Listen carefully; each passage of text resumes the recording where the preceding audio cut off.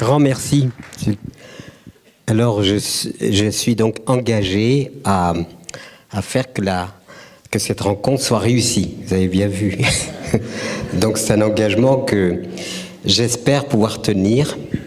J'arrive de mon Ardèche, non pas natale, mais mon Ardèche patrie, en quelque sorte.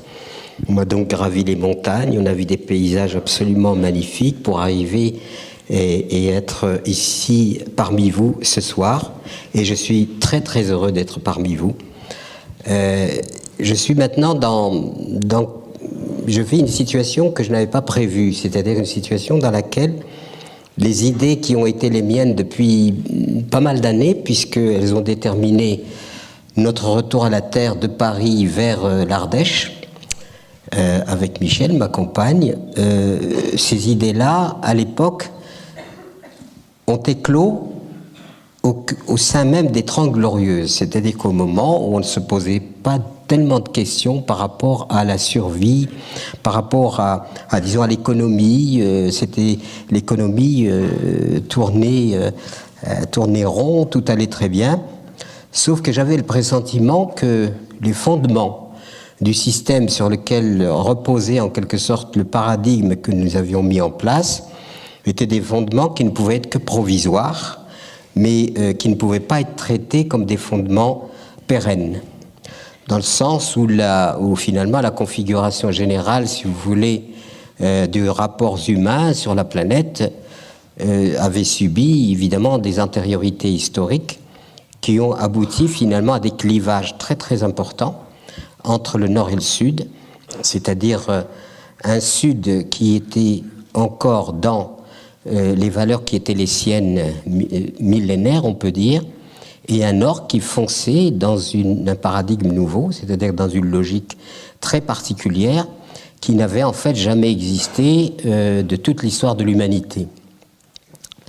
Et on pourrait dire que ce nouveau paradigme repose sur évidemment un homme démiurge, c'est-à-dire un homme un humain, disons, qui jusque-là était plutôt dans une civilisation agraire et qui passe à la technologie, qui passe, disons, du cheval animal au cheval vapeur, aboutit finalement à exalter le pouvoir créatif de l'être humain et la fameuse notion du progrès.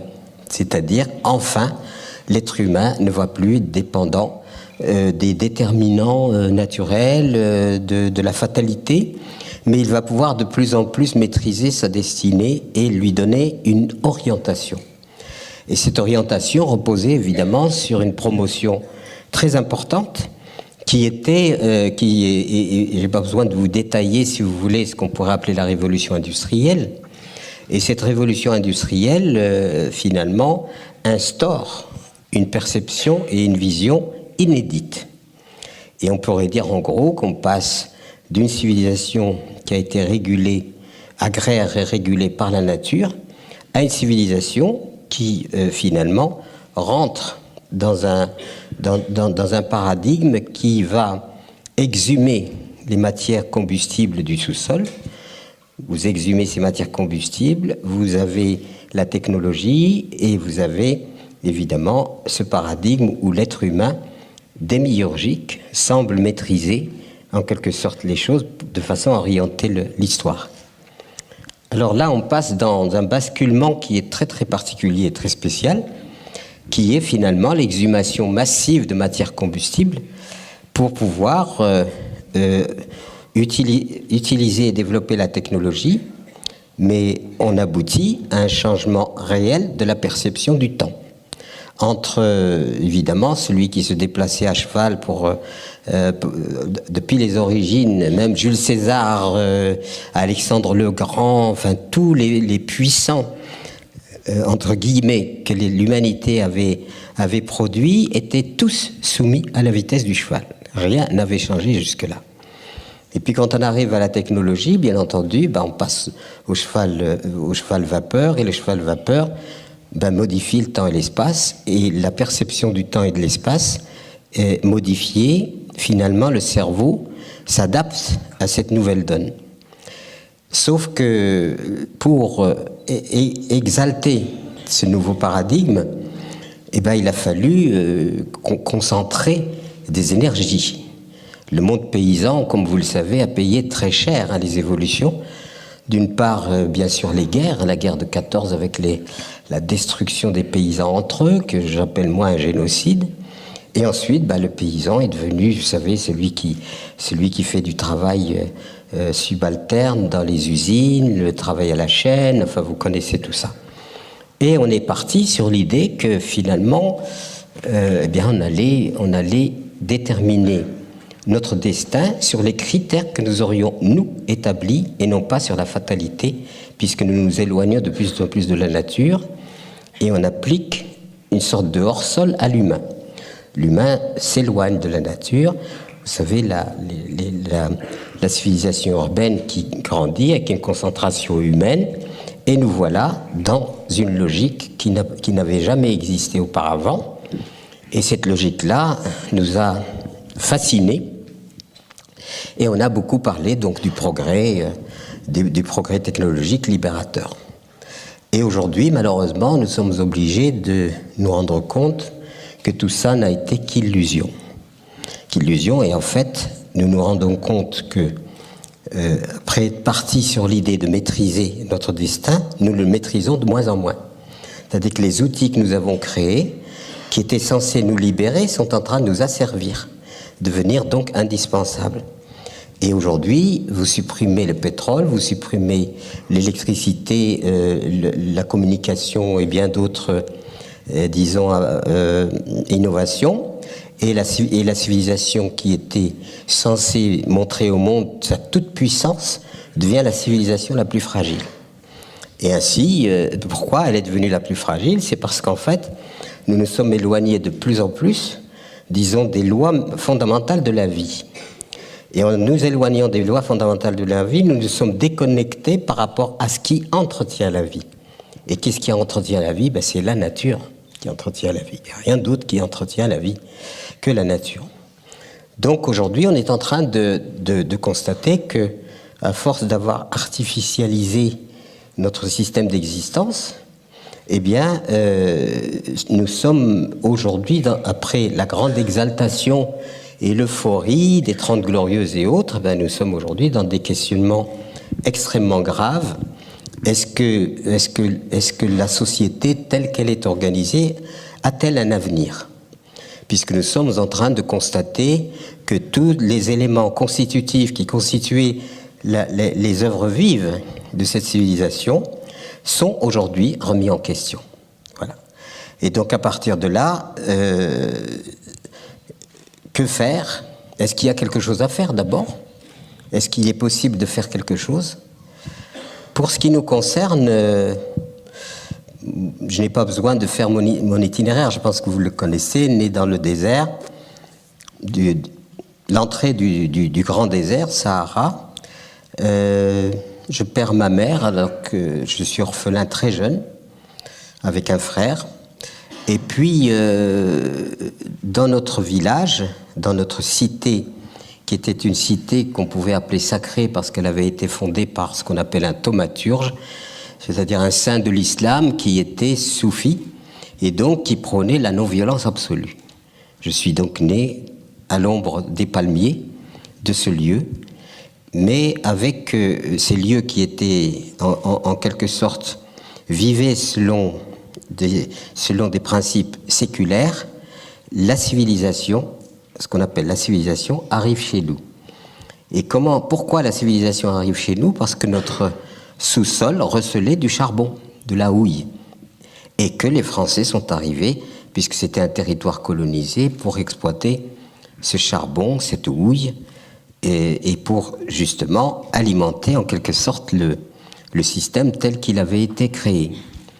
Seulement, vous imaginez bien qu'à ce moment-là, bouleversement de nos structures sociales, nous apparaissons, nous, dans nos cultures, de plus en plus attardés. De plus en plus attardés, donc il faut être colonisé, il faut acquérir en quelque sorte le savoir du monde occidental pour nous mettre à jour de l'histoire. Mais alors, l'Europe a créé une idéologie particulière, qui est l'idéologie du progrès.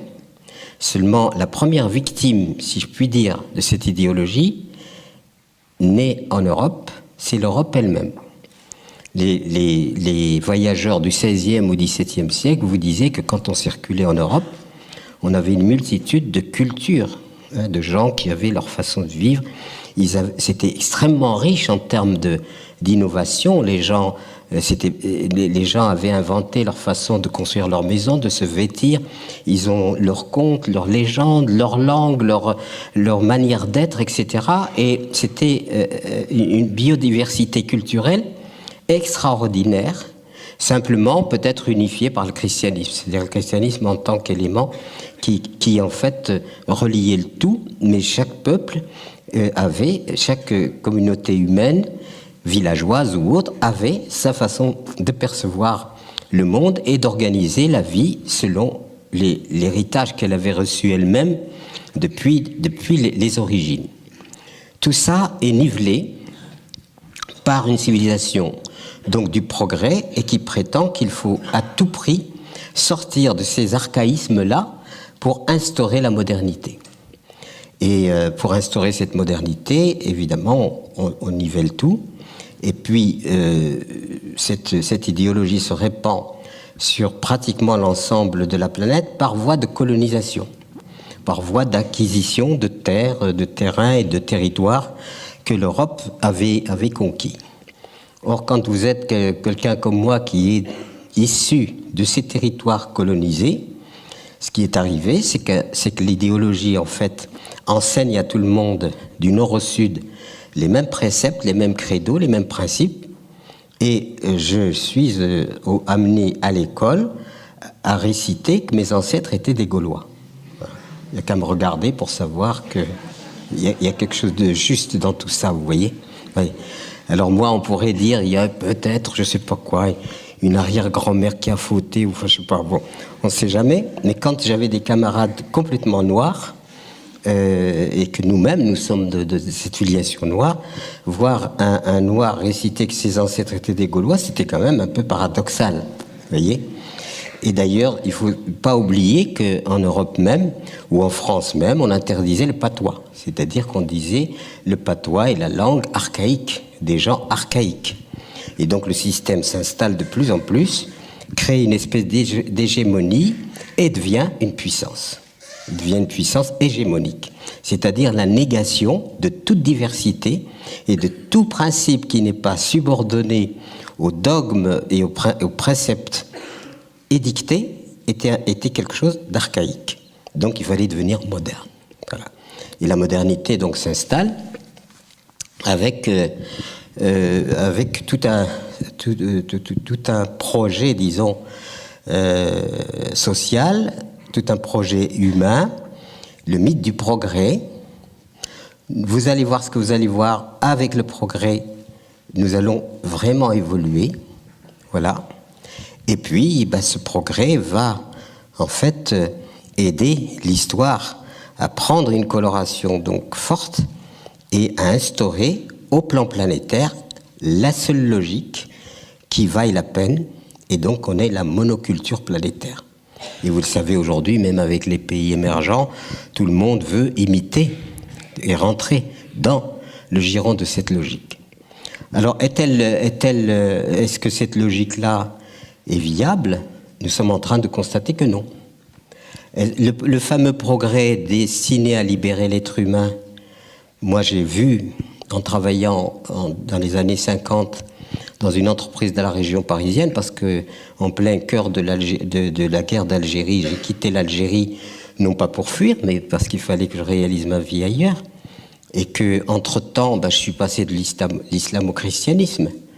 En passant de l'islam au christianisme par l'intermédiaire de mes parents d'adoption, eh bien, je suis en rentrant dans le christianisme, je me retranchais en quelque sorte de ma civilisation initiale. Et c'est comme ça que je me trouve je vis très jeune les contradictions. Quand je vais dans ma famille traditionnelle, je vais à l'école coranique et j'apprends le Coran. Dans le principe et les préceptes fondamentaux du Coran, on dit que Dieu est transcendant, n'a jamais engendré. C'est-à-dire qu'il n'a pas de filiation avec qui que ce soit et avec les êtres humains, il est totalement transcendant, il est dans un autre ordre, et il n'a rien à voir avec le destin humain. Il domine ce destin humain, et puis, en fait, il en fait à sa tête, comme il l'entend, sans demander rien à personne. Et puis, quand ma mère me parle de sa religion, on parle d'un Dieu qui est fils de Dieu. C'est-à-dire un grand prophète que reconnaît l'islam, mais fils de Dieu. Ce qui est absolument une abomination pour le musulman, puisqu'on dit que Dieu n'a pas engendré, et les contradictions. Et puis quand j'étais dans ma famille traditionnelle, le porc, le vin était prohibé. Et quand je me retrouvais dans ma famille chrétienne, on se régalait de saucissons et de vin, etc. Et en plus, ma mère était une bourguignonne, ma mère adoptive était une bourguignonne du Mercurey. Donc je tombais très mal par rapport au vin. Et son grand désespoir, c'était justement que je ne buvais pas assez de vin et que le vin me ferait du bien. Mais si je retournais dans ma communauté en disant je bois du vin, ça ne va pas non plus. Alors si je suis cinglé, c'est pas pour rien quand même. Voilà. C'est ce que j'essaye de vous expliquer. Voilà. Et donc, ma mère étant de la culture du vin, je me trouvais dans un milieu dans lequel il fallait que je me garde en quelque sorte de rentrer dans la transgression.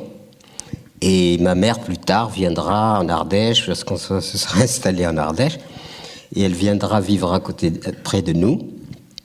Et puis, on avait pris l'habitude, chaque fois que j'avais fini de vendre mes fromages, parce que nous avons élevé des chèvres et fabriqué du fromage pour survivre dans ce territoire ardéchois, ma mère m'invitait au restaurant et elle commandait sa bouteille de vin. Elle me demandait quand même de trinquer avec elle, quoi. Donc je lui dis, maman, un doigt comme ça, pas comme ça, un doigt comme ça. Voilà. Donc je prenais 2 ou 3 gorgées, ce qui lui permettait de dire, nous sommes allés au restaurant, c'était excellent, et nous avons bu une bouteille à 2. Voilà. Voilà le produit national brut d'ailleurs, c'est comme ça que ça se passe dans le produit national brut. Alors c'était un alibi formidable de dire, quand même, boire toute une bouteille, ça la fout mal, quoi. Mais boire une bouteille à 2, ça va, quoi. Et j'ai transposé ça au produit national brut et j'ai trouvé que c'était tout à fait ça. C'est-à-dire, en fait, il y a la portion congrue, en quelque sorte. Voilà. Et donc, tous ces éléments-là ont abouti à mon départ d'Algérie pour m'installer à Paris. Et c'est là que je me suis demandé, mais finalement, comment m'insérer dans cette société-là, puisque je m'étais beaucoup trop intéressé aux philosophes pour avoir une compétence. Vous vous intéressez aux philosophes parce que finalement, vous êtes un peu titillé par qui suis-je, qui a raison, donc tout ça vous amène bien sûr à consulter les consciences ou les âmes qui se sont posées des questions fondamentalement humaines. À quoi sert l'humanité? Alors vous, disons, fréquentez les philosophes, vous avalez beaucoup de théories philosophiques et vous vous apercevez finalement que même les philosophes n'arrivent pas à s'entendre. Il n'y a pas une philosophie fondamentale, il y a des philosophies. Et ces philosophies sont à l'origine de confrontations. Comme les religions issues du Dieu unique rentrent en confrontation. L'islam, le christianisme, le judaïsme, tout ça se confronte, tout ça est cloisonné. Chacune réclame la légitimité et la véracité, la vérité contre l'autre. Et vous savez ce que ça a donné dans l'histoire? Énormément de conflits. C'est-à-dire au nom du Dieu unique qui est censé unifier tout le monde, énormément de conflits.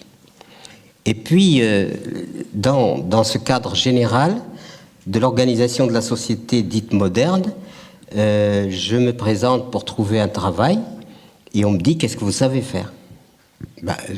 Je savais faire, j'avais travaillé à la banque et tous mes chiffres étaient toujours faux, ce qui énervait mon directeur qui m'avait pris sous son aile pour essayer parce que j'étais évidemment un chrétien musulman et lui il était plus chrétien, tu meurs. Donc, je me suis retrouvé sous son giron en me disant, de toute façon, il me protégeait. J'étais le prototype rare à Oran, la ville d'Oran, le prototype rare d'un chrétien issu du monde musulman. Donc ça faisait quand même quelque chose de très particulier. Et j'ai connu donc le monde de la banque. J'ai essayé de comprendre ce que je pouvais, sauf que je me suis rendu compte que c'était pas possible que je puisse faire. J'ai fait un peu de prothèse dentaire, etc. Et puis quand je me suis trouvé à Paris, pour trouver exilé donc des deux cultures trop loin à expliquer, donc dans une espèce de solitude totale, trouvant du travail chez Someca, dans la région parisienne, à Puteaux. Et là, on me dit, mais qu'est-ce que vous savez faire? Alors, c'est là où je me suis rendu compte que je n'avais pas appris grand-chose d'utile, qui me serait utile dans le monde tel qu'il est, dans la société telle qu'elle est. Je pouvais faire, évidemment, une très bonne dissertation sur Socrate, mais ça ne semblait pas intéresser mon employeur. Donc, et Socrate, d'ailleurs, la fréquentation de Socrate, on peut dire que ça m'a tiré une épine du pied, parce qu'à force de chercher à comprendre le monde, son organisation, la société, tout ce fatras, disons, de l'histoire humaine, extrêmement complexe et compliqué, avec ses divergences et convergences, etc. Quand je suis arrivé à Socrate, ça m'a satisfait, puisque Socrate, la grande proclamation de Socrate, ça a été « tout ce que je sais, c'est que je ne sais pas ». Voilà. Et moi, ça me convient parfaitement. Et je pense que chacun, honnêtement, peut se l'appliquer. Qu'est-ce que nous savons par rapport à ce que nous ne savons pas? Déjà, on est incapable de savoir pourquoi, qu'est-ce qu'on fiche sur cette terre. Nous sommes arrivés il y a à peine 2 à 3 minutes sur 24 heures de la vie de la planète. Et en quelques minutes, nous avons fichu un bazar pas possible. Donc, quelle est en fait la raison d'être de l'espèce humaine comme avènement particulier sur la planète Terre? Je conseille souvent la lecture d'un ouvrage que j'ai fait republier par mes amis d'Actes Sud, qui s'appelle La planète au pillage de Osborne. Et Osborne reprend toute la rétrospective, si vous voulez, comment l'humanité s'est installée, a évolué, etc. Et ce qui apparaît, c'est que la perception que nous aurions dû avoir d'une planète oasis magnifique, on a plutôt allé vers la perception, la planète gisement de ressources qu'il faut exploiter jusqu'au dernier poisson et dernier arbre. Donc ce n'est pas d'aujourd'hui que l'espèce humaine a un impact extrêmement négatif sur la planète Terre. Désertification, etc. Et qu'est-ce qu'on en a fait? On en a fait un champ de bataille, on s'égorge, on en a fait une espèce de supermarché, on en a fait un gisement de ressources à exploiter sans modération, et évidemment avec toutes les rivalités que la culture elle-même instaure, même à travers l'éducation, où l'enfant, dès tout petit, il rentre dans un système duel, c'est-à-dire il faut qu'il domine, il faut qu'il soit le meilleur, etc. Et tout ce qui concerne, en quelque sorte, ce qui aurait pu être la base de l'éducation, la coopération, eh bien cette chose-là a été occultée. On n'a pas insisté sur coopérer, on a insisté sur dominer, être le meilleur, être le plus performant, etc. Et c'est comme ça qu'on prépare un être humain adapté parfaitement au système. Donc vous n'êtes pas obligé d'adhérer à ce que je dis. Moi je vous dis, voilà ce que je ressens. Il y a un autre problème qui n'a jamais été vraiment résolu, qui est considéré comme quelque chose de banalisé, c'est la subordination universelle de la femme sur cette planète. En vertu de quoi la femme, le féminin représentant de l'énergie féminine, cette énergie qui se conjugue à l'énergie masculine pour donner la vie, pourquoi l'énergie féminine était subordonnée? C'est ce qu'on voit partout sur l'ensemble de la planète. Quand on m'a poussé à me présenter aux élections présidentielles de 2002, certains savent que je me suis présenté non pas parce que j'avais une ambition quelconque, mais parce que je me suis dit finalement peut-être faut-il instaurer en termes de, disons, de campagne électorale. La campagne électorale prendrait en quelque sorte l'allure d'un grand forum dans lequel la société civile et les citoyens peuvent avoir la parole et exprimer leur désir, exprimer ce à quoi ils aspirent. Alors on s'est dit, ça va être un flop. Eh ben, pas du tout. On a eu quand même près de 200 signatures d'élus. On a 40 conférences à salle comble, comme là. Et on a instauré, disons, une espèce de débat civique, de débat dans lequel les citoyens ont la parole pour dire voilà ce à quoi nous aspirons, voilà ce que nous voulons. Alors, en plus de la question sur le féminin au cœur du changement, en plus évidemment, on a ajouté tout ce qui concerne l'agriculture, puisque l'agriculture, malheureusement, aujourd'hui, produit et détruit. En produisant, elle détruit. Et que la modernité a amené une agriculture minérale extrêmement agressive à l'égard du vivant, comme on le sait. Bien sûr, les utopies. Pourquoi les utopies? Parce que l'utopie, on considère que c'est quelque chose de négatif. Pas du tout. Heureusement qu'il y a des utopistes, parce que ce sont les utopistes qui font avancer l'histoire. Sinon, on reste pétrifié en quelque sorte dans le conformisme duquel on ne bouge pas. On ne bouge pas du coup. Or, c'est les transgresseurs, à la condition qu'ils ne causent aucun préjudice, bien entendu, c'est les transgresseurs qui font avancer. Alors, ils avancent une idée, on dit c'est complètement loufoque, etc. Puis on s'aperçoit, quelque temps après, qu'ils avaient eu l'intuition, en quelque sorte, cette forme d'intuition, qui ne passe pas forcément par la raison raisonnante, c'est-à-dire la raison analytique, mais qui passe par cette pulsion où on a le sentiment. Aujourd'hui, ce qu'on constate, c'est que la société civile est riche d'innovations extraordinaires. Et que ce qui serait souhaitable, en tout cas c'est l'aspiration que je peux avoir, c'est que le politique puisse appuyer l'aspiration de la société civile, c'est avec les innovations qui sont porteurs d'espoir et porteurs d'avenir. Vous voyez ?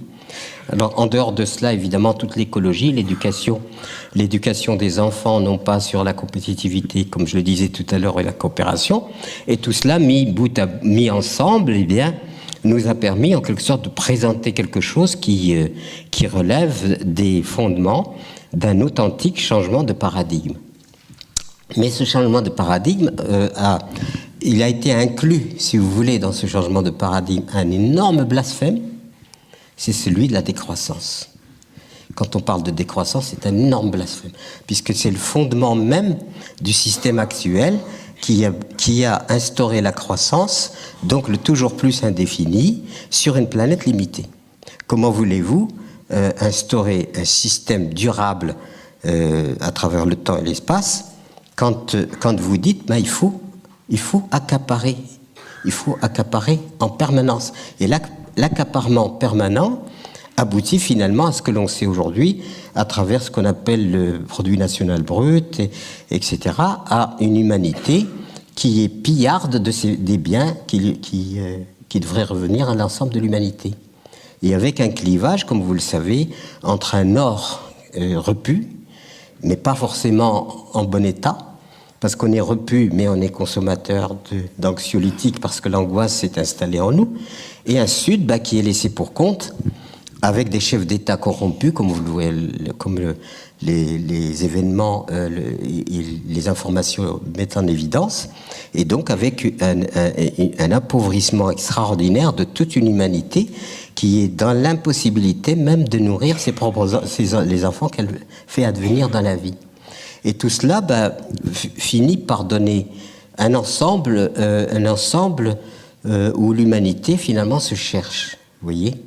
Et donc, en même temps que la proclamation du progrès qui est libérateur, ce progrès, je ne le vois pas libérateur.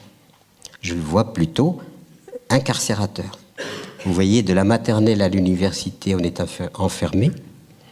Ensuite, d'ailleurs, les jeunes appellent ça le bahut. Vous voyez, tout le monde travaille dans des... comment on appelle ça, tout le monde travaille dans des boîtes, des petites boîtes, des grandes boîtes, etc. Même pour s'amuser, on va en boîte, bien sûr. On y va comment? Dans sa caisse, comme je l'ai fait moi-même ce soir. Et puis vous avez la boîte où on met les vieux en attendant la dernière boîte que je vous laisse deviner. Voilà. Donc un itinéraire... Prétendre que c'est un itinéraire libérateur, non. Pendant ce temps-là, on a l'impression que le soleil se lève pour rien, on n'est pas là pour jouir de la vie, de ce que la vie nous donne, les offrandes que nous fait la vie, qui sont sujets à jubilation. Eh bien, nous ne sommes pas présents. Voilà. Et nous attendons le pauvre petit mois de vacances où on va faire quelques glissades sur la neige ou aller se bronzer. Moi, c'est fait, mais enfin, ouais. Donc, je ne suis pas en train de faire la dérision. Je pense qu'on peut vérifier. C'est qu'à partir du moment où on est dans une forme de quête humaniste, on dit finalement, est-ce que, au lieu que le système prend le dessus, et peu importe l'être humain, est-ce que le temps n'est pas venu de mettre l'humain et la nature au cœur? Et à partir de l'humain et la nature, on organise tout le système et toute l'organisation de notre société. Parce que tant qu'on continuera à donner les pleins pouvoirs au lucre, c'est-à-dire à la finance, et je n'ai pas besoin de vous apprendre que la finance, aujourd'hui, n'est pas représentative, si vous voulez, de richesse réelle, puisqu'il y a des gens qui gagnent bien plus d'argent en dormant qu'en travaillant, etc. Donc tous ces éléments-là, sur une planète qui est limitée, sur une planète isolée dans un immense désert sidéral et astral, consigne l'humanité absolument sur ce vaisseau. Et est-ce qu'aujourd'hui, nous ne sommes pas en train de constater que ce vaisseau est en train, non pas de sombrer, parce que je ne crois pas que la planète puisse sombrer. On évoque souvent le Titanic. Non, ce n'est pas un Titanic. La planète, c'est un lieu où il y a eu l'avènement d'une espèce qu'on appelle l'humanité. Cette espèce de l'humanité se pose la question, quelle est sa raison d'être dans ce système? Est-ce que c'est simplement piller, effectivement, comme le dit Osborne, accumuler et aboutir à 1000?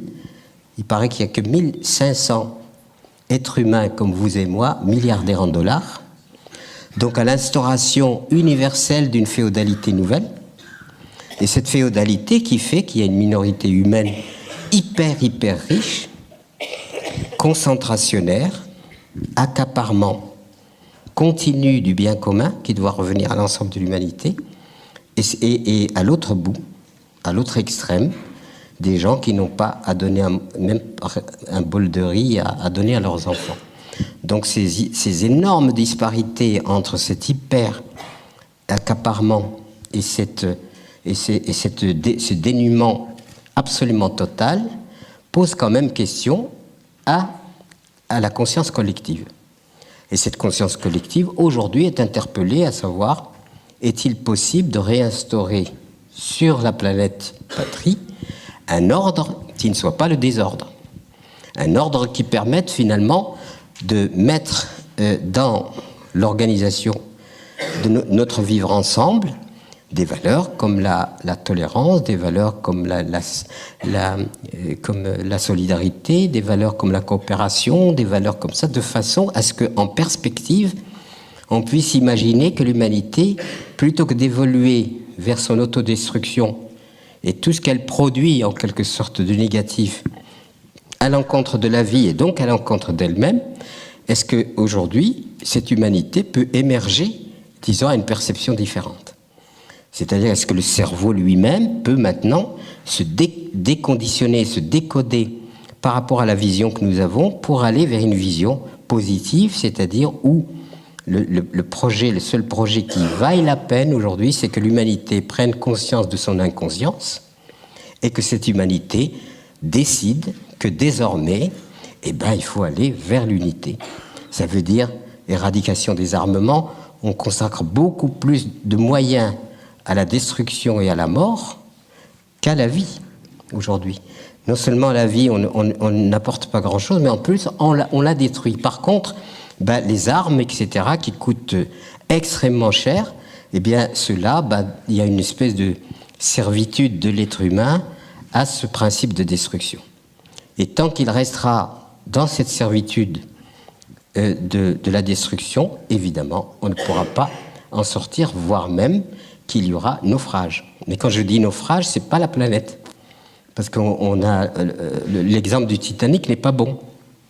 C'est l'humain qui s'éradiquera lui-même, comme d'autres espèces se sont éradiquées, mais ont été éradiquées non pas par leur volonté, mais parce que les climats ont changé, les conditions, etc., qui ont fait que leur survie a été impossible. Mais ce qui est dramatique avec l'être humain, c'est qu'il prétend être intelligent, et que dans cette prétention à être intelligent, tout ce qu'il sait faire, c'est au contraire marquer son inintelligence la plus totale. Si des êtres évolués vivent dans la planète, sur d'autres planètes, examinent notre comportement, leur conclusion ne serait certainement pas que nous sommes intelligents. C'est impossible. Ils diraient, ils sont pleins d'aptitudes, mais complètement abrutis. Pour générer, voilà. Donc alors tout cela nous interpelle aujourd'hui parce qu'en fait nous sommes dans une phase décisive. Malheureusement, nous n'avons pas résolu toutes nos pulsions négatives, et nos pulsions négatives, nous les avons instrumentalisées et donné une telle efficacité qu'on peut précipiter, et aujourd'hui l'humanité a réussi à rendre l'apocalypse produite par elle-même tout à fait possible. Donc l'apocalypse qu'on essayait de percevoir, disons, dans une vision plutôt biblique, avec les fins dernières, etc., l'être humain, aujourd'hui, est capable de la réaliser à l'encontre de lui-même. Donc ça pose des problèmes énormes, et puis quand on voit... on me dit, pourquoi tu t'obstines à continuer à faire ce que tu fais, arrête-toi un peu, fais... Ben non, quand je vois des enfants, je ne peux pas. Parce que les enfants arrivent dans leur innocence, comme nous avons été dans l'innocence. Et ce qui est en train de se passer, c'est qu'on va le faire hériter de tous les problèmes que nous avons, nous, générés. Et au lieu de leur proposer un monde édifié, c'est-à-dire dans lequel ils s'insèrent, si vous voulez, et poursuivent en quelque sorte le processus de la vie dans la joie, dans quelque chose de léger, eh bien, nous sommes en train de leur rendre le futur impossible. C'est-à-dire que nous sommes en train de faire une espèce de génocide dans le temps et l'histoire, et nous n'avons pas le droit. Alors, quelquefois, je dis, moi, j'ai envie de donner ma démission, mais je ne sais pas à qui. Je ne sais pas à qui donner ma démission. Il faudrait que je me concerte moi-même, que je me mette, etc., que je fasse une grosse connerie, que je me vire moi-même. Donc c'est pas facile. Voilà. Donc on est interpellé par sa conscience en disant tu ne peux pas renoncer. Ou alors tu renonces au sens même que tu as. C'est-à-dire en fait à ta raison d'être sur cette planète. C'est la raison pour laquelle on avait donc lancé ce mouvement Colibri, qui prend maintenant une certaine ampleur. Pour ceux qui ne savent pas sur quoi se fonde Colibri, c'est sur une légende amérindienne qui dit qu'un jour, il y a eu un grand incendie de forêt. Tous les animaux étaient atterrés, découragés. Et puis, mais le petit colibri, ce petit oiseau très léger, vous voyez, très gracieux, il paraît que c'est celui qui vole le plus vite, enfin bon. Et lui, tout gracile, tout léger, il va prendre des gouttes d'eau dans la rivière et il vient les jeter sur le brasier et puis il recommence et il s'active. Puis à un moment, le tatou l'observe depuis un bon moment et il dit quand même, il est complètement cinglé, il lui dit mais colibri, tu penses quand même pas que c'est avec ces quelques gouttes d'eau que tu vas éteindre le feu. Et le colibri le regarde droit dans les yeux et lui dit je le sais mais je fais ma part. Voilà.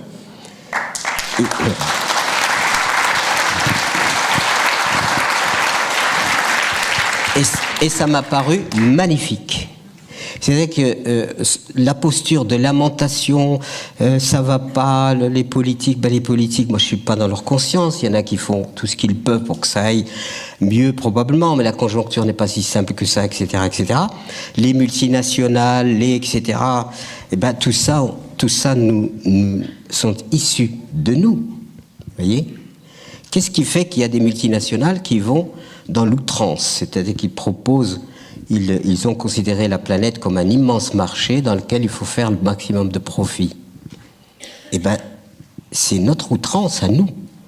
Pourquoi? Parce que nous avons l'indispensable, nous sommes incapables de le résoudre. Des gens meurent de faim, la détresse s'installe même dans la prospérité. Par contre, le superflu n'a aucune limite.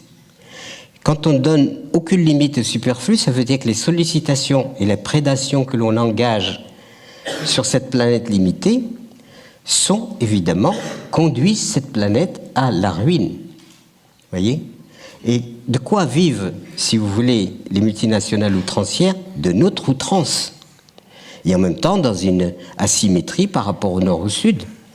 Des gens qui ont à peine à manger et d'autres qui ont tellement que je ne suis pas en train d'accuser les riches ou quoi que ce soit. Je ne rentre absolument pas dans ce discours. C'est simplement le constat que je peux faire. Je ne fais pas de jugement moral parce que chacun doit, par lui-même, se donner sa propre vérité à travers son observation. Quand cette observation est lucide, l'individu se donne sa propre vérité. Et je ne suis pas là pour dire il y a un dogme, il y a quoi que ce soit qui serait la règle que devrait appliquer tout le monde. Je ne peux pas rentrer, si vous voulez, dans ce... Je reste un humaniste, si vous voulez, qui est dévoué à la Terre. Pourquoi je suis dévoué à la Terre? Parce que la Terre, c'est la Terre-Mère. Arrêtons de nier absolument que c'est à la Terre que nous devons la vie. Or, cette Terre qui est maternelle, de laquelle nous sommes issus, nous sommes en train de la détruire aujourd'hui. Détruire de façon incroyable. D'où l'agroécologie. Pourquoi l'agroécologie? C'est parce que c'est quelque chose qui nous fait rentrer dans un processus où nous produisons notre nourriture dans une logique de la vie elle-même, où rien ne se crée, rien ne se perd, tout se transforme. L'agroécologie, c'est simplement, ça consiste à prendre les énergies de la vie elle-même et à les utiliser pour que ces énergies maintiennent en quelque sorte la continuité de la vie. C'est ça l'agroécologie. Alors certains sont en train de la réduire à une simple alternative agronomique. Non, ça n'est pas une simple alternative agronomique, c'est une philosophie, c'est une perception de la vie très particulière où je deviens, avec la terre, le père, le fils et l'amant, quelquefois. Enfin, c'est-à-dire un rapport qui est un rapport où je sais que c'est à cette terre-là que je dois ma survie. Et aujourd'hui, même la nourriture humaine est tellement frelatée et véhicule tellement de substances toxiques dans le sol, dans l'environnement, les pesticides, etc. Donc cet empoisonnement généralisé, la perte de la diversité, de la biodiversité. Vous savez que 60% des espèces que l'humanité a collectées depuis 10 à 12 000 ans, depuis 10 à 12 000 ans, les êtres humains, quand ils sont devenus agriculteurs, ils ont puisé dans le sauvage, domestiqué, que ce soit le monde animal ou le monde végétal, à des fins de leur propre survie. Et les semences sont une merveille.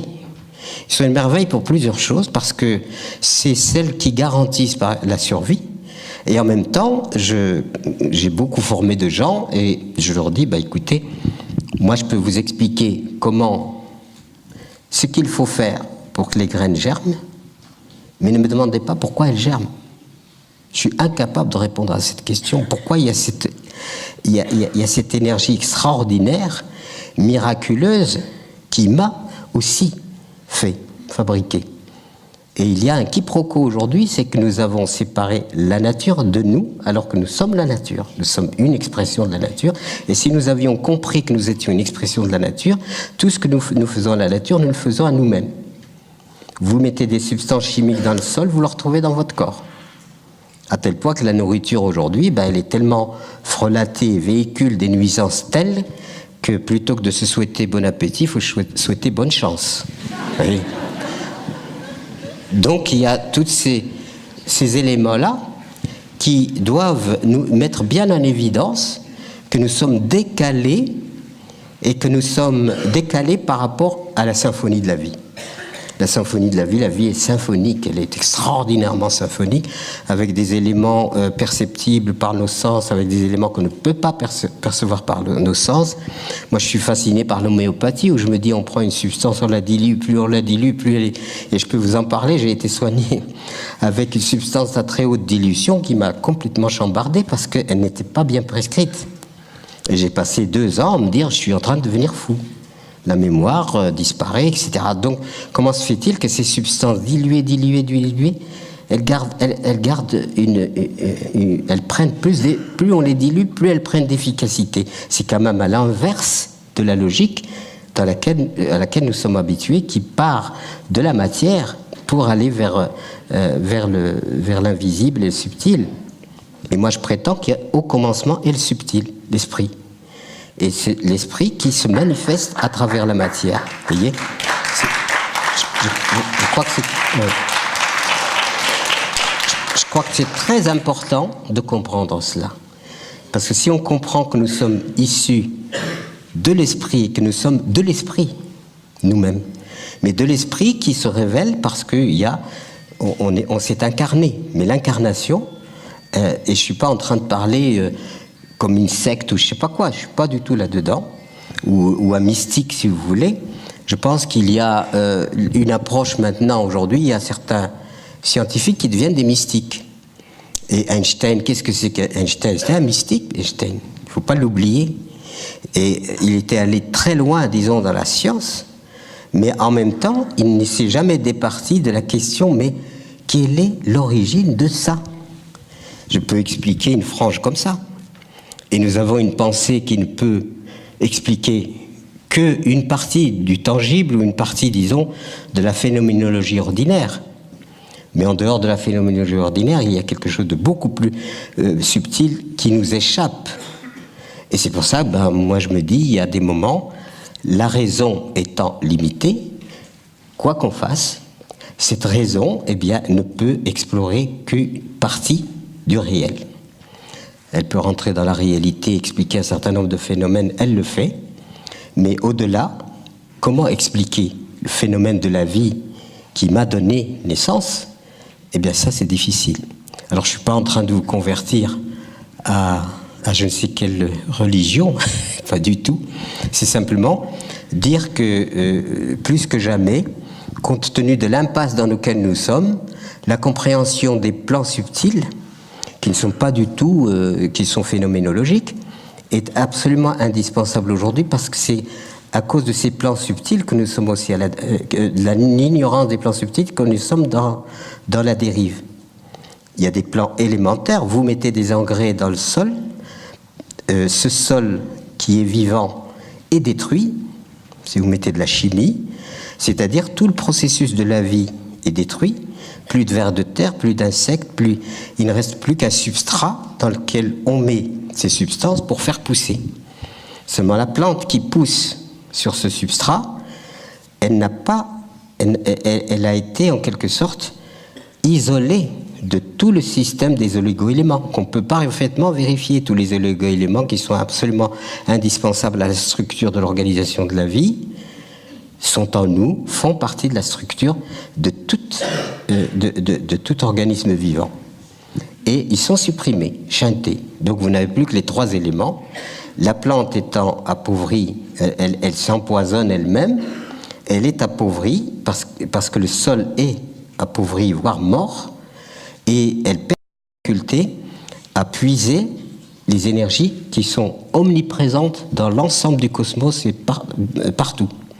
Et donc, du coup, étant appauvrie, elle est malade, ou alors l'insecte intervient. Pour nous, l'insecte, c'est pas l'ennemi qui vient détruire, c'est le flic, en quelque sorte, qui vient dire, cette plante, si, étant dans un processus de dégénérescence, si elle produit, elle va engager un processus de dégénérescence.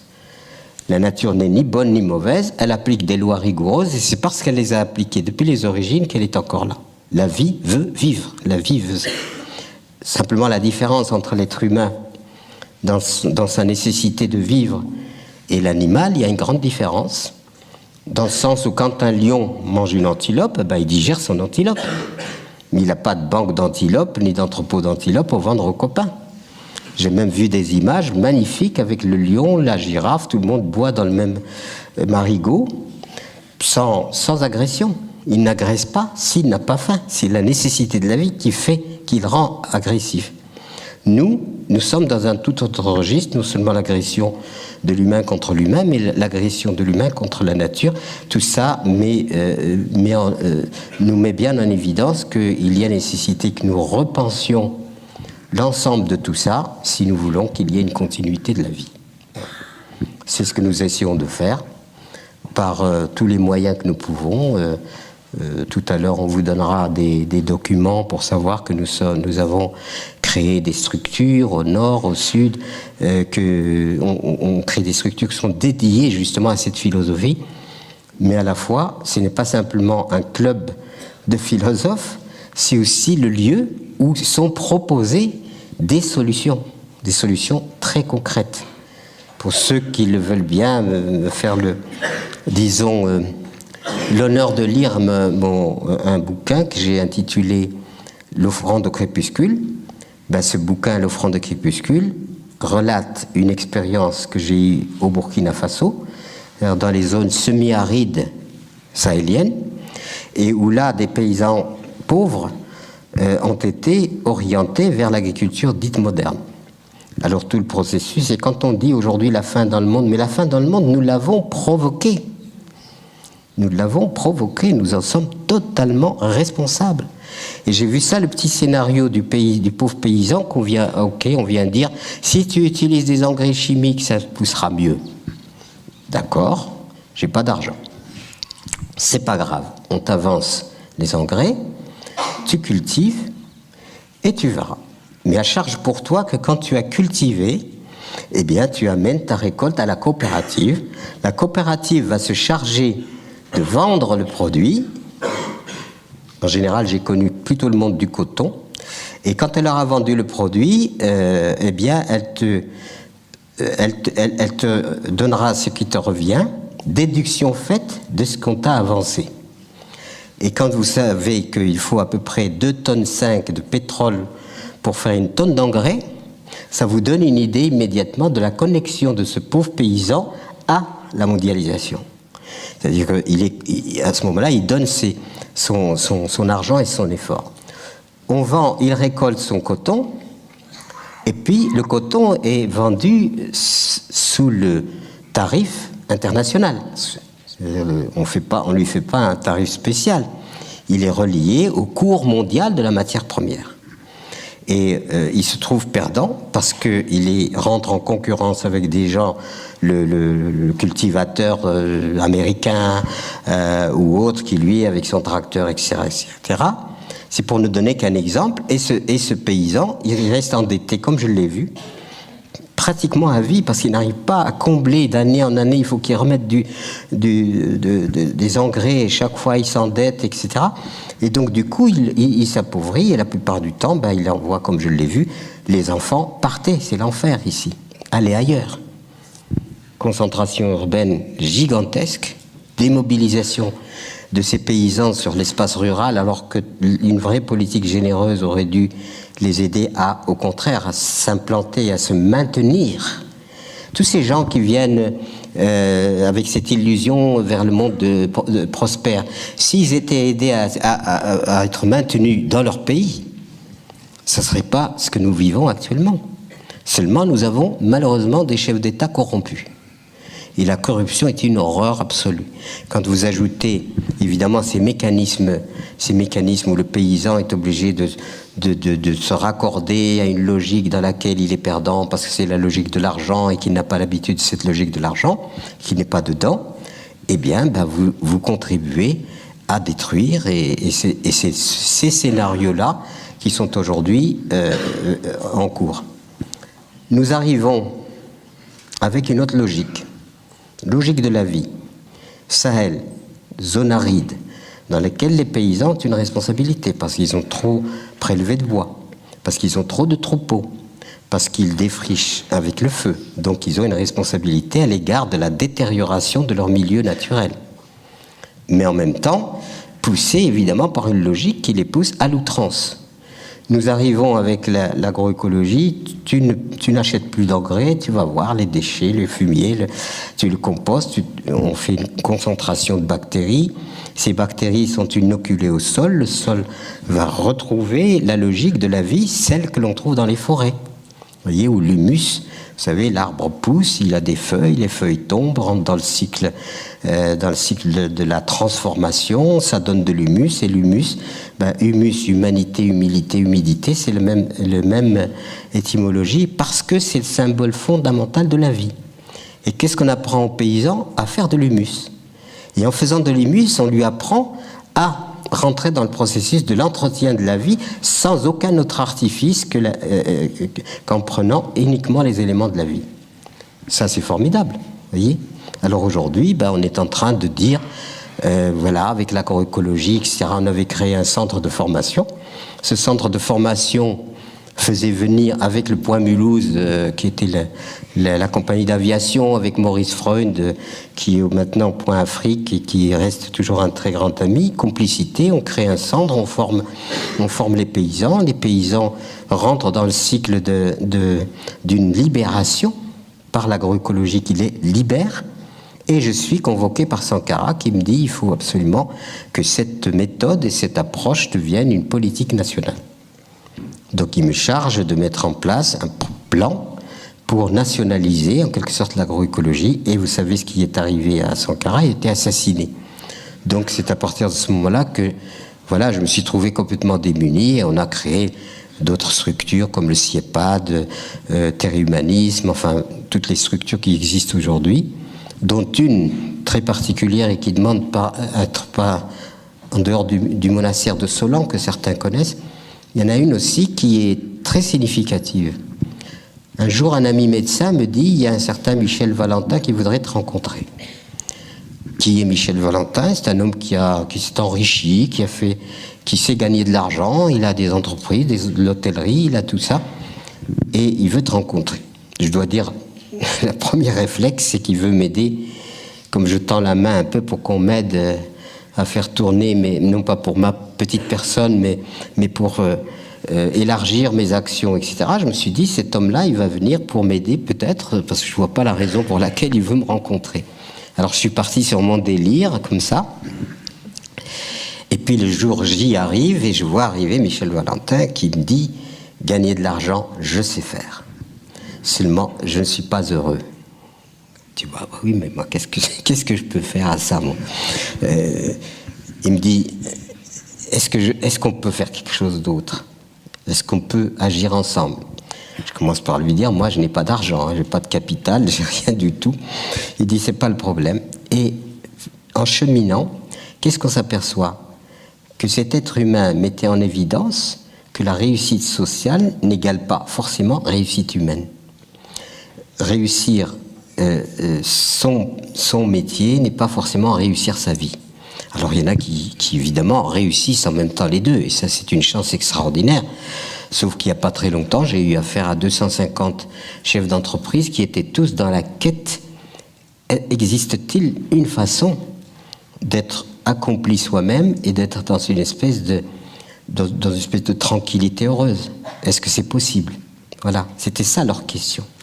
Parce que nous arrivons à un moment où finalement, réussite sociale n'égale pas finalement joie de vivre. Or, la joie, c'est la chose que personne ne peut acheter. Personne. On peut être milliardaire, on achète tout, des yachts, des avions, etc. Sauf que les mêmes qui sont dans cette prospérité n'ont pas forcément accès au bien que tout le monde cherche, qui est la joie. La joie ne s'achète pas. Alors ce qui est extraordinaire, c'est qu'on la trouve chez des gens démunis, presque démunis. Et on la trouve absente chez les gens qui sont censés l'avoir. Et on se rend compte que on est obligé d'avoir recours à des artifices pour avoir l'air heureux, d'où l'augmentation des anxiolytiques.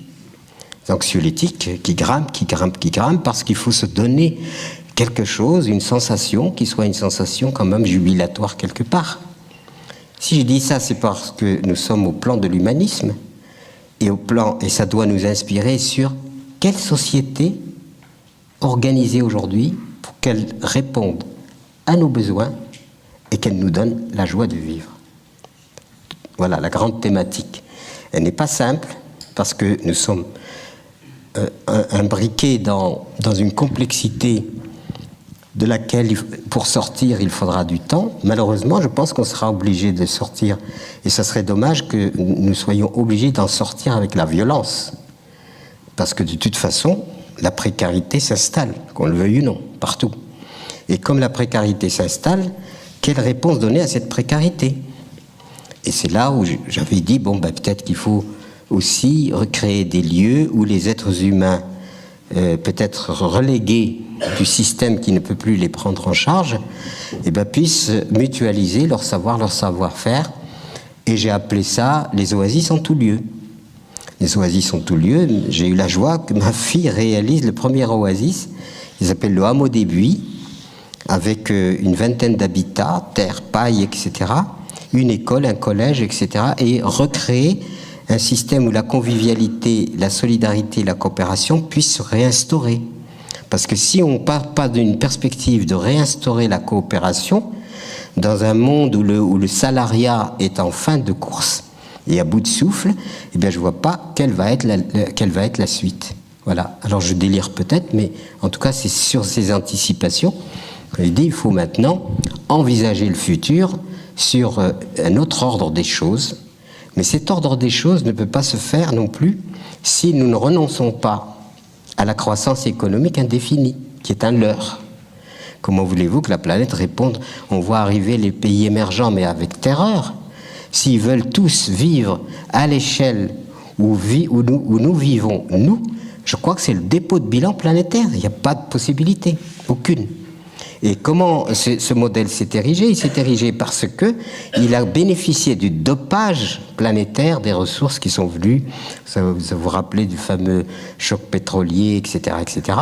Donc ce qui fait que cette ambiguïté dans laquelle nous sommes, selon laquelle c'est par la voie de l'accaparement, de la prédation et de la finance que nous allons arriver à rééquilibrer les choses, c'est faux, ça ne marchera pas.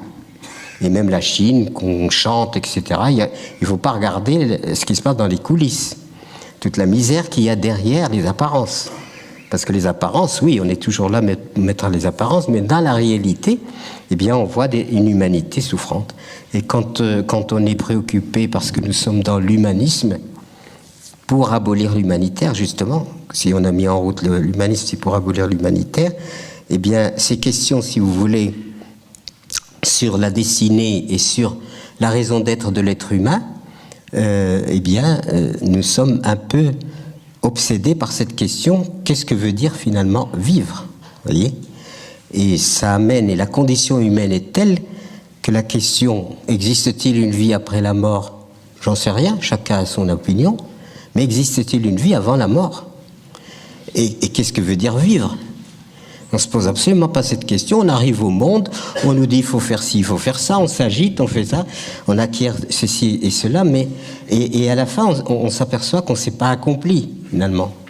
Et on ne s'est pas accompli parce qu'on a voulu donner à l'accaparement la pleine puissance au détriment de la vie elle-même. Donc aujourd'hui, la question cruciale, fondamentale, est-il possible aujourd'hui, dans le contexte tel qu'il est, d'une société, qu'on le veuille ou non, en dégradation généralisée, sur le plan humain, plan écologique, tous les plans aujourd'hui sont en quelque sorte, on pourrait dire que tous les voyants sont au rouge. Existe-t-il une possibilité de ne pas désespérer, de rassembler les énergies et de construire un monde différent sur les bases de principes fondamentaux qui mettent l'humain et la nature au cœur et qui organisent l'ensemble de la société en partant de cette référence-là, et renoncer à le profit au cœur et l'organisation de la société à partir de cette logique-là. Donc la logique aujourd'hui, si elle ne bascule pas vers l'humain, elle nous entraînera évidemment vers en quelque sorte l'éradication de notre espèce par nous-mêmes. Voilà. évidemment, si je suis là, c'est pas pour vous casser le moral. Et heureusement que en même temps qu'on parle, on expérimente. Et qu'est-ce qui se passe aujourd'hui? La société civile est devenue un laboratoire magnifique d'expérimentation. Moi, je suis tout le temps réjoui par les gens qui prennent des initiatives dans des domaines qui constituent en quelque sorte l'ensemble du système dans lequel nous vivons et de se vivre ensemble. En matière d'agriculture, bien sûr, en matière de médecine, en matière d'énergie, en matière d'éducation, en matière... on rencontre partout toute une société en ébullition qui, sur son intuition, semble anticiper en quelque sorte sur ce qui sera nécessaire demain et prépare le lendemain. C'est la raison pour laquelle j'ai pas envie de démissionner. Parce qu'on se dit, mais vraiment, c'est dans ce laboratoire qu'est en train de se préparer le futur, mais non pas à partir de principes abstraits, mais à partir du ressenti des gens. Cette quête, en quelque sorte, du bonheur, qu'on pourrait mettre sous la rubrique la quête du bonheur. Et cette quête du bonheur amène aujourd'hui de plus en plus de gens, là où ils sont, dans leur coin, quelquefois sans bruit, à libérer un nouvel imaginaire qui ne soit pas subordonné et pétrifié par une vision unique, par une vision totalitaire, si vous voulez, qui n'arrête pas de ressasser qu'il faut créer les richesses et que c'est à partir de la croissance, etc., qu'on va résoudre les problèmes humains. Non, la croissance économique n'est pas la solution, elle est le problème. C'est pour la croissance économique qu'on détruit les forêts, qu'on écume les mers, donc cette avidité humaine érigée en système dynamique, c'est-à-dire comment dynamiser l'être humain à partir de sa frustration, c'est-à-dire fait agiter la frustration de façon à ce que cette frustration, par voie subliminale, amène l'individu à se croire démuni et n'avoir jamais assez. Plus tout, évidemment, la comparaison entre la bagnole ceci, la bagnole cela. Moi, je n'ai que ça. Moi, j'ai vu des gens presque ne pas manger, mais pour leur représentation sociale, pour se réhabiliter socialement, en quelque sorte, au regard des autres, se payent des bagnoles à des prix absolument fous. Alors que les enfants, on crève de faim, parfois. Cette réhabilitation. Donc tout ça, c'est ce qui se travaille. Ce que c'est faire parfaitement la publicité, c'est comment installer même les gens qui ont tout ce qu'il faut dans un sentiment de carence et de manque. Et à partir de là, c'est gagné. Voilà, c'est gagné. Donc on achète, on consomme, et ça fait des brigades de pousseurs de caddies qui cueillent. D'ailleurs, on est revenu au néolithique, vous savez.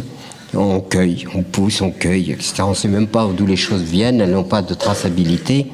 Vous avez la grande distribution qui détruit tous les petits commerçants, les petits artisans, etc. Et on est dans ce scénario qui est un scénario mortel.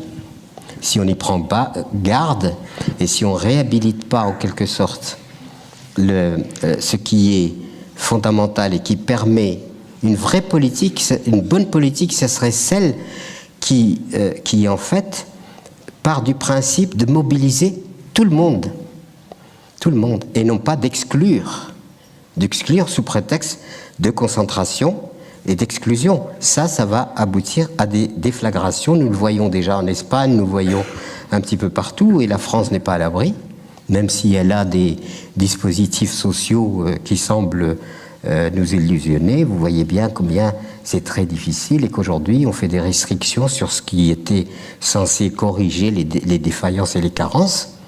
Et ces restrictions vont augmenter puisque pour pouvoir assumer en quelque sorte, disons, cet interventionnisme social, il faut créer des richesses.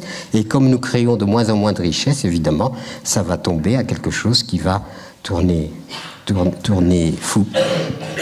Voilà ce que j'avais un peu à vous dire, d'où la nécessité aujourd'hui de repenser les choses sur des bases autres que celles d'aujourd'hui. L'humain et la nature au cœur, l'organisation sociale à partir de ces critères, respect de la vie parce que sinon, si on ne respecte pas la vie à laquelle nous devons la vie, évidemment, il est logique que cette vie nous éradique. Alors si je parle aujourd'hui devant vous, c'est pas parce que je suis un théoricien et que je contribue à faire remplir les bibliothèques de considération sur le monde qui va mal. Ça, il y en a, toutes les analyses, alors en long, en large, tout le monde analyse sur le monde qui va mal. Seulement le problème, quand on est malade, il faut quand même prescrire quelque chose. On ne peut pas faire que du diagnostic. Si on se contente de faire du diagnostic, ça ne suffira pas. Il faut donc aboutir à quelque chose, à une logique. Et je la sens à travers les sociétés civiles se construire, une perception nouvelle qui est en train de se faire. Si mon ami Olivier Lenaire, avec lequel j'ai fait le bouquin, c'est lui qui est responsable de Pierre Rabhi, ce mort d'espoir.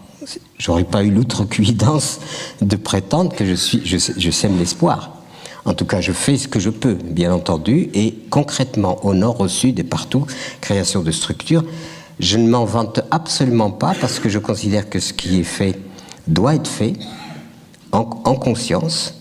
Il y a le Pierre Rabhi dans son engagement social, dans le souci de la vie, dans le souci des êtres, dans le souci que ce soit les animaux, que ce soit les êtres humains, que ce soit dans ce souci-là. Et puis il y a le pauvre Pierre Rabhi avec ses 52 kilos tout mouillés, qui n'est pas à la fête tous les jours. Parce qu'on porte quand même quelque chose d'assez... On se met alors, quelquefois, on se dit, mais pourquoi tu t'enquiquines avec tout ça? Pourquoi, effectivement, on s'enquiquine avec tout ça? Que le monde aille comme il veut? Eh ben non, on ne peut pas. Parce qu'il y a des enfants qui vont arriver, j'ai moi-même des enfants, des petits-enfants, et tous les petits-enfants sont mes enfants. C'est pas que les miennes, donc on a une responsabilité à l'égard de l'orientation de la vie. Et aujourd'hui, c'est extrêmement décisif. C'est-à-dire nos pulsions négatives sont tellement bien instrumentalisées que ce que nous faisons de positif prend de l'ampleur, mais aussi ce que nous faisons de négatif peut prendre une ampleur considérable. Il n'y a qu'à voir le potentiel de destruction par les armements aujourd'hui pour se rendre compte que nous sommes capables d'une véritable apocalypse. Véritable, c'est pas une théorie générale. Donc plus que jamais, on parle par exemple d'une prise de conscience. Moi, la prise de conscience, ça me rappelle l'électricité. C'est comme s'il y avait une conscience et puis il y a une prise. Et voilà, on prend une prise et puis on se met...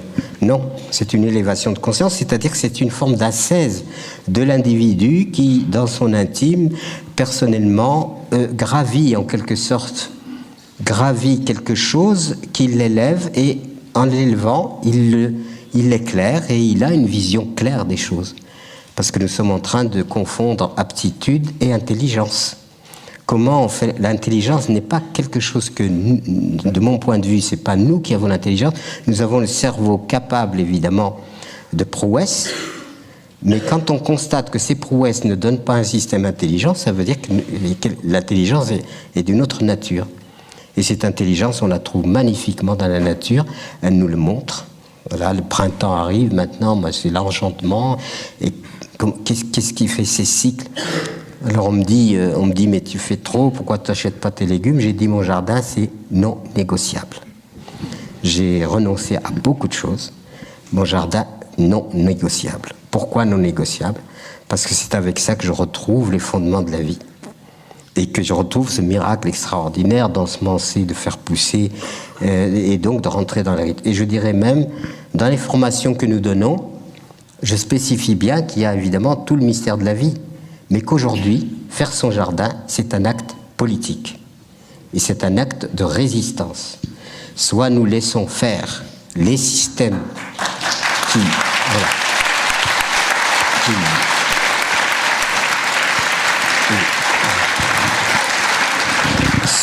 soit nous nous laissons donner la béquée par tout un système organisé et complexe, mais à condition d'avoir de l'argent, soit nous disons profondément notre survie n'est pas négociable. Et nous le faisons par nous-mêmes. Faire son jardin, c'est un territoire de résistance. C'est pas seulement produire des légumes, etc. Et l'agroécologie, il ne faut pas la réduire à simplement une alternative agronomique, mais c'est une posture et c'est une orientation qui aboutit à faire que les humains reprennent en charge leur propre destin et leur propre survie, dans le respect de la vie.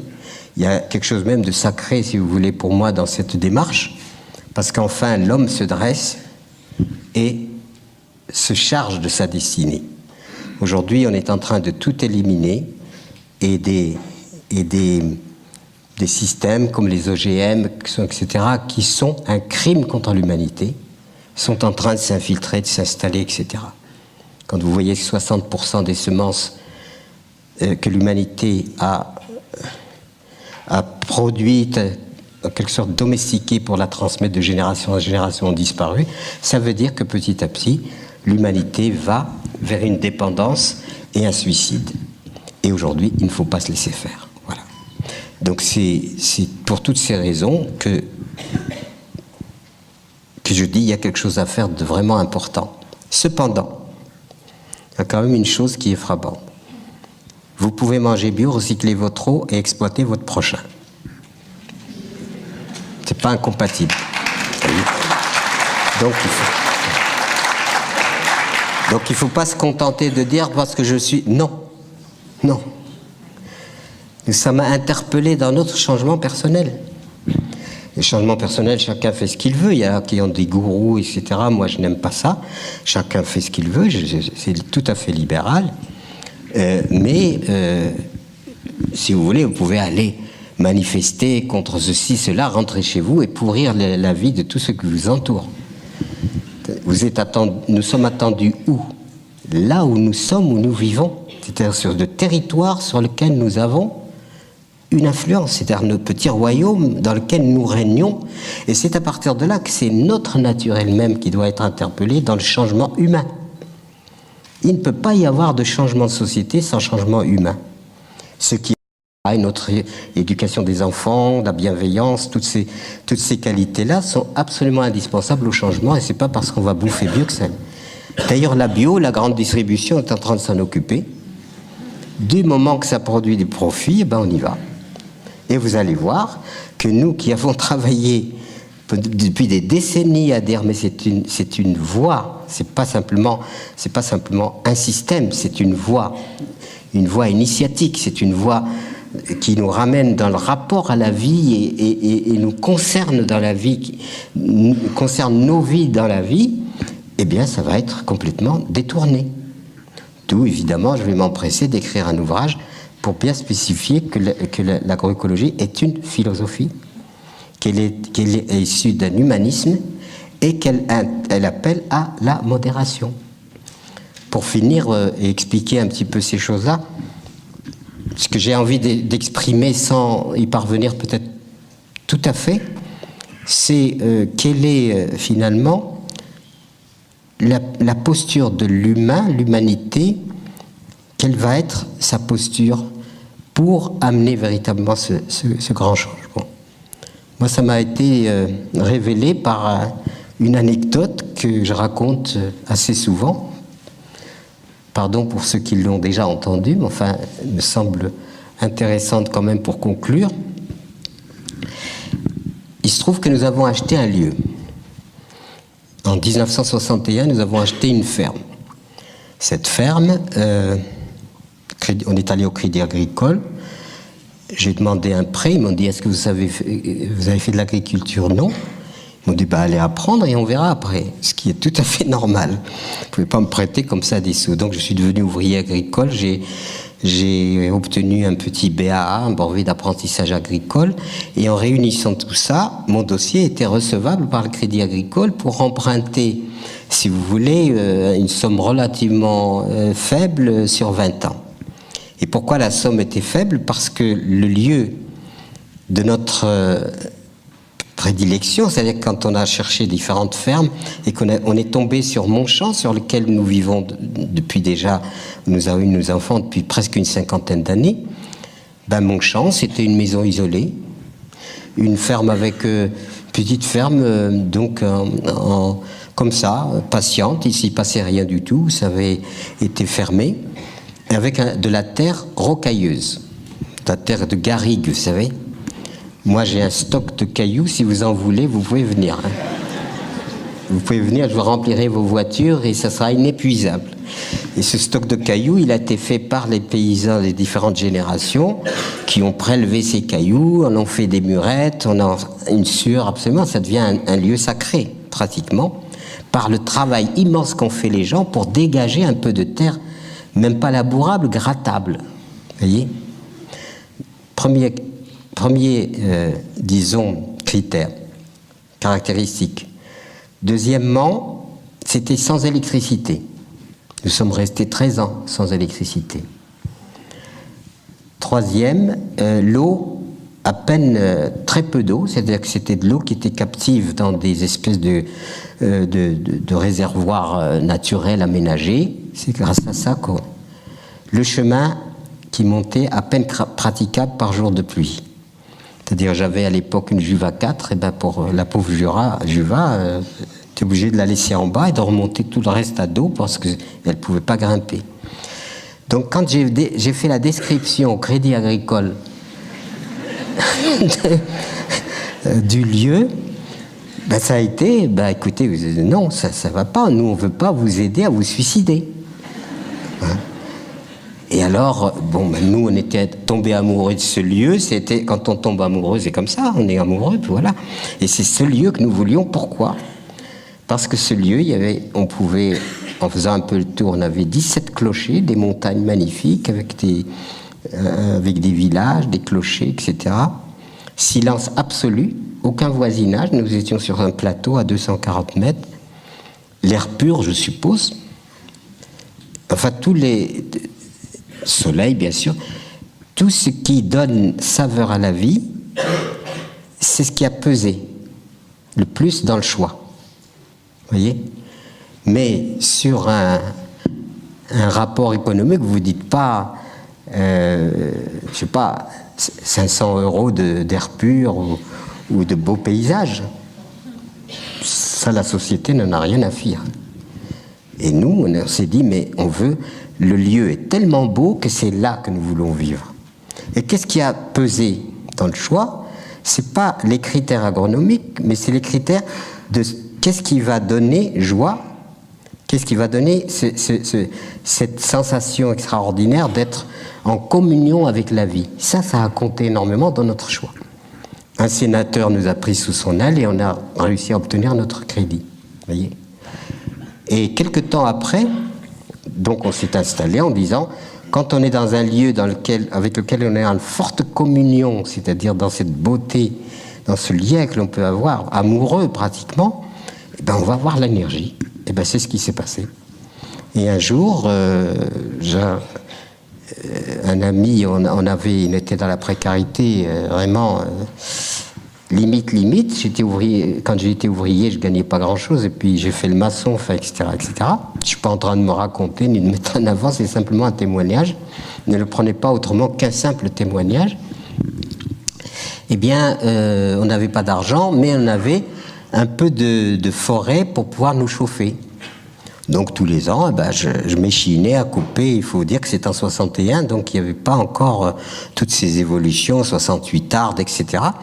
Et donc je m'éreintais à couper du bois tout seul. Et un jour, je suis dans un bistrot et j'entends dans une table à côté quelqu'un qui se plaint d'être tout seul pour couper son bois. C'est pas tombé dans l'oreille d'un sourd.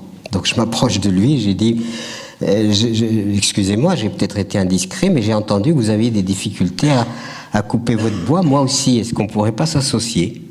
Alors il me dit oui, pourquoi pas. Alors on a signé le contrat immédiatement.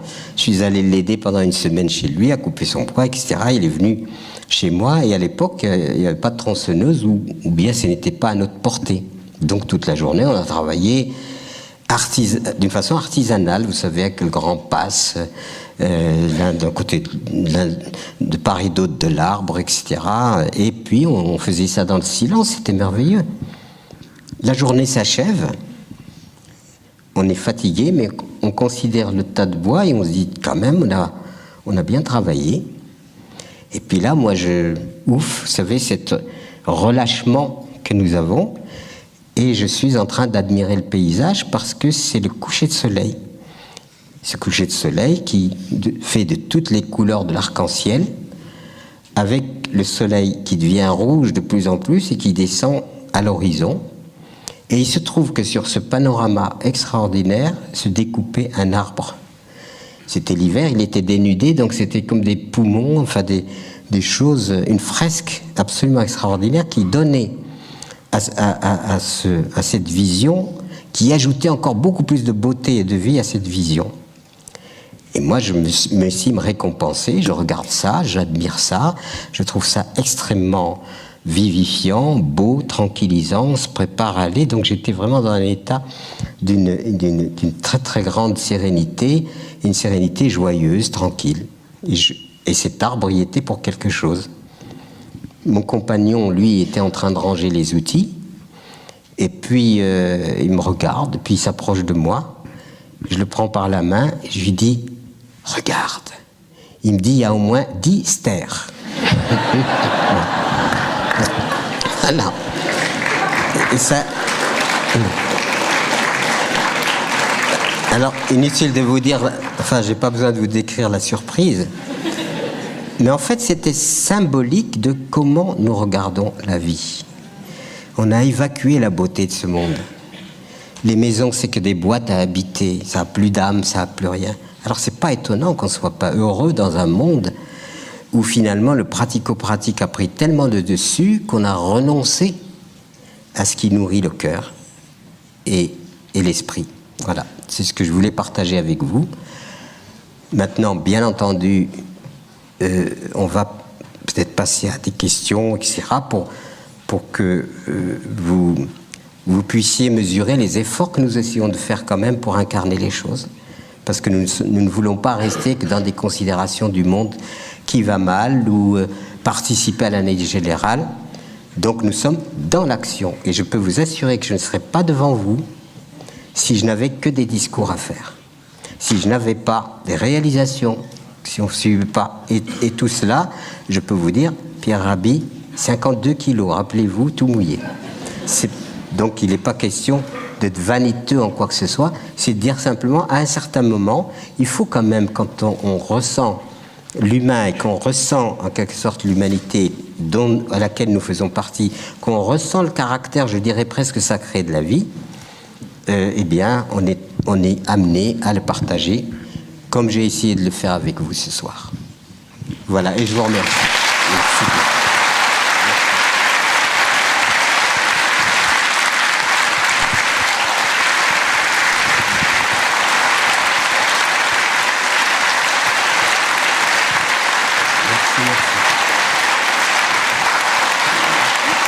Merci beaucoup.